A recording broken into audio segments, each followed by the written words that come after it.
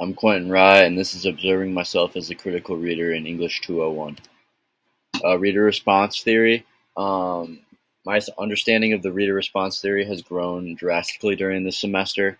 At the beginning, I didn't really understand the importance of it, but now I understand that it's a key tool for critically reading and understanding the role of the reader um, and interpreting the text based on my own values and experiences.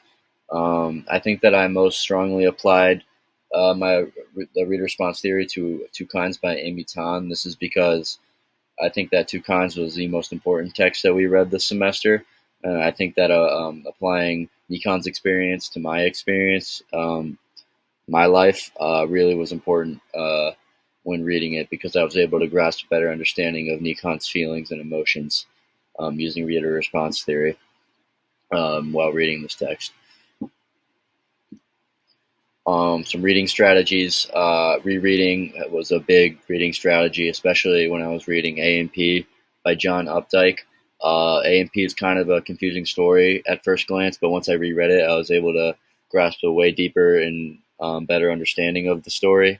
Um, uh, I've reread pretty much every assignment or every text we've been assigned this semester, but A&P is where it stood out the most. Underlining, circle, and highlighting. Mostly highlighting and underlining when I read a significant sentence or paragraph that I think is important. I will underline it or highlight it and come back to it when I'm completing my assignment or rereading, and think about it when I get there. This has helped me become a much better critical reader because it really gets me judging my what I think is significant when I'm done with the text, and it helps me rethink what I once thought, if that makes sense. Looking up words I don't know. This is an obvious one. I put the Google image for it.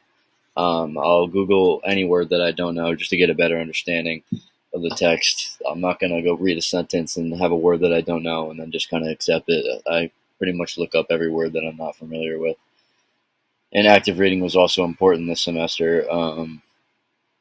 Really involving myself in the text and using kind of like reader response, using my values against the characters' values and their experiences, and really zoning everything else out while I'm reading was important. Some digital tool applications that I used this semester and thought were helpful were Flipgrid. I think Flipgrid was really important because I was able to judge my opinions of the text with my classmates' opinions and their experiences.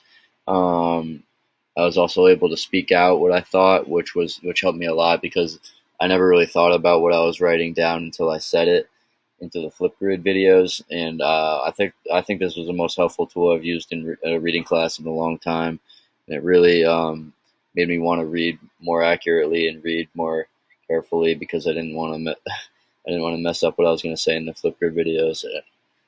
Google Docs was also very helpful. It has a built-in grammar check, which is very helpful because I'm a very sloppy writer, and it's also just a very easy application to use, which I pretty much use it for everything.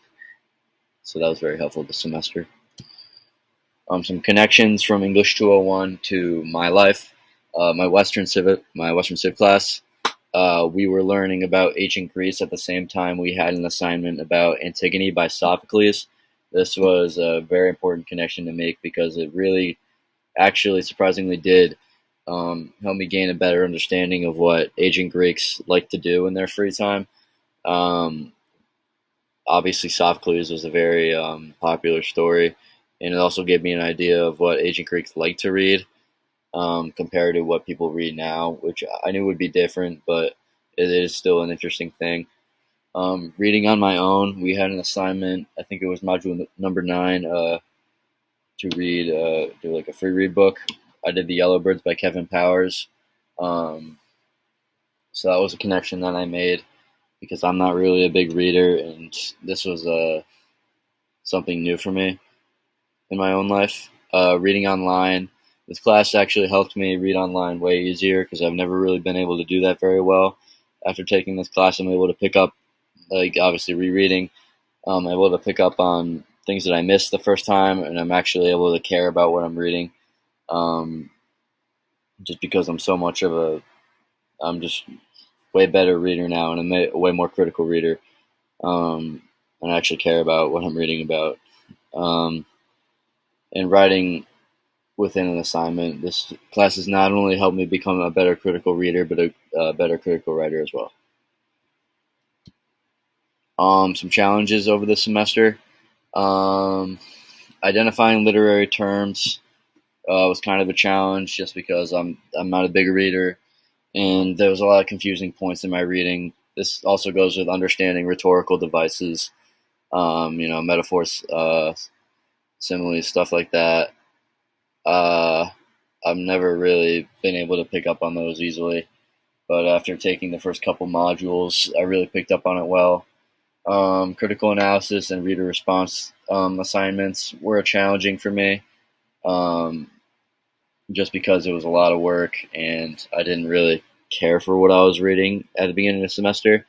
But now that I actually am interested in most of the texts that we read, and I actually want to know what happens and know what the meaning and the themes are, I'm able to do critical analysis and reader response assignments much more carefully and well. Um, Reading poems such as Antigone was a hard thing to do, just because Antigone is a really old text, and there's some terms that I didn't know. That was a challenge, and reading for pleasure, because I don't read for pleasure in my free time very often. So that was a challenge. The most memorable experience with literature, with English 201, Two Kinds by Amy Tan really stood out to me. For example, this quote: only two kinds of daughters, she shouted in Chinese, those who are obedient and those who follow their own mind. That really stood out to me, just because there's a cultural reference, and this is what Chinese American kids had to deal with their parents. They were expected to be perfect and follow everything that their parents wanted them to be. So that stood out to me. The things they carried stood out to me, and that's a memorable experience, because I thought it was a really good story, and I thought Tim O'Brien did a really good job portraying the emotions of the soldiers. And it also just stood out to me just because I love war stories and war movies. In Module 9, Literature and You, obviously I already mentioned, I read The Yellow Birds by Kevin Powers. That will be a memorable experience, just because I don't read by myself very often. I read on my own for fun. An aha moment this semester would probably be the Ekphrasis poem. I found myself very intrigued and wanting to do more during this assignment, which stands out as an aha moment, just because I didn't think that would happen, especially when I was writing a poem about a painting that I thought was cool, but I didn't necessarily think was going to be a memorable, kind of cool experience for me. But as I kept writing, I realized that I just wanted to write more and more of that poem, even though we could only do 15 lines. So that will stand out as an aha moment for me. This is my works cited.